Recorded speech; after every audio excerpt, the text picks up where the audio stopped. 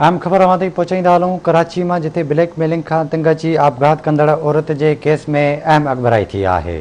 अवांखे update कंदा हलूं। Breaking news है तो ब्लैकमेलिंग खां तंग अची आपघात कंदड़ औरत के केस में अहम अॻभराई थी आहे। पुलिस फरार थियल जवाबदारन शाहिद असद ऐं इर्तिज़ा के गिरफ्तार करे अदालत में पेश किया है। अदालत जवाबदारन के 2 ॾींहनि जे जिस्मानी रिमांड ते पुलिस हवाले करे छॾियो आहे। अदालत पारां पहिरियां खां गिरफ्तार जवाबदार फरहान वकास ऐं आमिर जी जिस्मानी रिमांड में 2 ॾींहनि जी वाद करे छॾी आहे। तफ़सील मालूम कंदासीं महताब शरखां जी। महताब, कहिड़ा अपडेट्स आहिनि?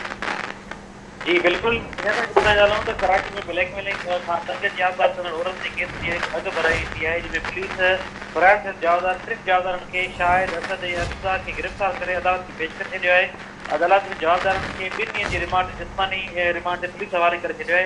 अदालत पारां पहिरें गिरफ्तार जवाबदार फरहान वकास ऐं आमिर जी जिस्मानी रिमांड में 2 ॾींहनि की वाद करे छॾी आहे। तव्हांखे ॿुधाईंदा हलूं त जेकी औरत जी आपघात वारी जो केस वो 6 ॼणनि ते FIR दाख़िल थियल। जी ठीक है महताब, वरी मेहरबानी अवां जी अपडेट करण लाइ।